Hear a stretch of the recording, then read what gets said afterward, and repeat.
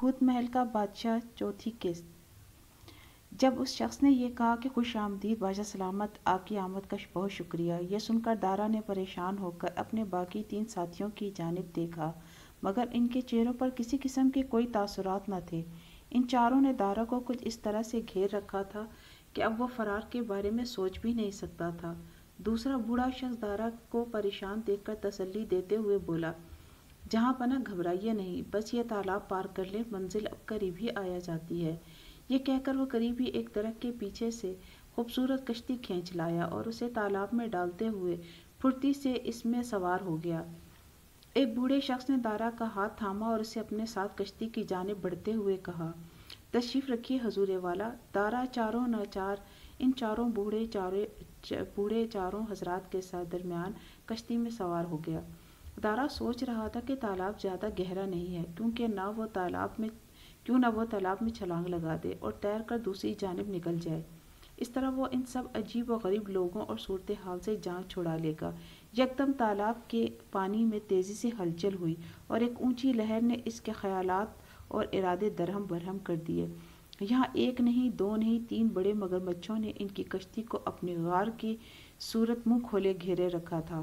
آری نما تیز نوکیلے بڑے بڑے دانتوں والے مگرمچھوں کو اتنا قریب دیکھ کر اس پر خوف سے سکتہ طاری ہو گیا۔ وہ صرف آنکھیں پھاڑے یکٹک ان کو دیکھ رہا تھا۔ دارا کو یقین ہو گیا تھا کہ اگر اس نے فرار ہونے کی غرض سے تالاب میں چھلانگ لگائی تو وہ ان مگرمچھوں کی خوراک بن جائے گا، لیکن کسی مگرمچھ نے ان کی کشتی کے کسی سوار کو بھی کوئی زخم پہنچانے کی معمولی سی کوشش بھی نہ کی۔ تالاب میں موجود مگرمچھ ان 4 ہم شکل بوڑھوں کے ساتھی تھے جو دارا کو فرار ہونے سے باز رکھنے کے لیے اس کی نگرانی کر رہے تھے۔ کشتی خود بخود پانی پر چلتی رہی۔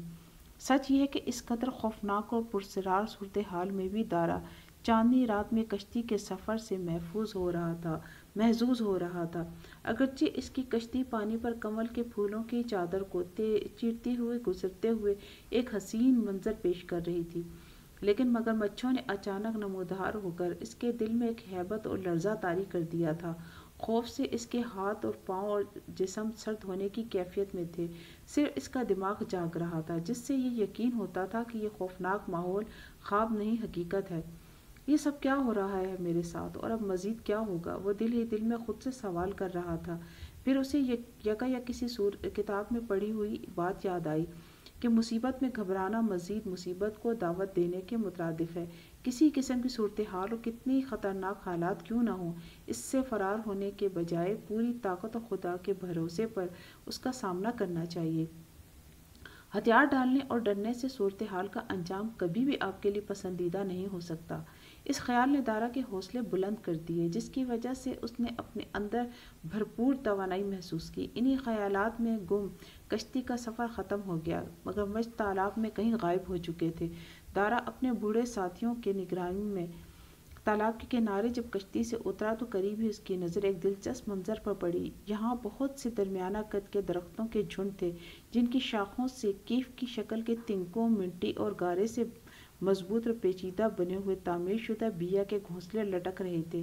ان گھونسلوں میں رہنے والی ہر بیا کو جیسے چاندنی رات میں اس خاموش، سنسان اور ویران جگہ پر انسانوں کی آمد پر حیرت تھی۔ وہ اپنے گھونسلوں کے سوراخوں سے جھانک رہی تھیں۔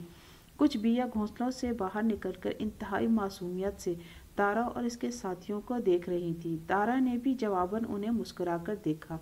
دارا اب اپنے ہمراہیوں کے ساتھ تالاب کے پار ایک تنگ راستے پر ہو لیا۔ یہ راستہ دونوں اطراف سے گھنے درختوں سے ڈھکا کسی سرنگ کی مانند دکھائی دیتا تھا۔ گھوپ اندھیرے میں ڈوبے اس راستے میں پورے چاند کی چاندنی کہیں کہیں درختوں سے چھن کر لکیر کی صورت میں نظر آ رہی تھی۔ ایک بار پھر دارا کے جی میں آیا کہ وہ اس گھٹا ٹوپ اندھیرے کا فائدہ اٹھاتے ہوئے کسی ایک طرف بھاگ نکلے، مگر اس وقت سامنے تیز روشنیوں کا ایک سیلاب سا امٹتا نظر آیا اور ساتھ ہی گھڑ سواروں کی آمد دکھائی دینے لگی۔ چند ہی لمحوں میں سیاہی میں چھپا یہ تنگ راستہ روشنی میں نہا گیا۔ کچھ گھڑ سوار ہاتھوں میں جلتی ہوئی مشلیں تھامے دارا اور اس کے ساتھیوں کے پاس پہنچے۔ ان میں سے ایک شخص ہاتھ میں ایک خوبصورت گھوڑے کی لگام تھامے نہایت ادب سے دارا سے مخاطب ہوتے ہوئے اس نے دارا کو گھوڑے پر سوار ہونے کو کہا۔ دارا بغیر کسی حیل و حجت کے گھوڑے پر سوار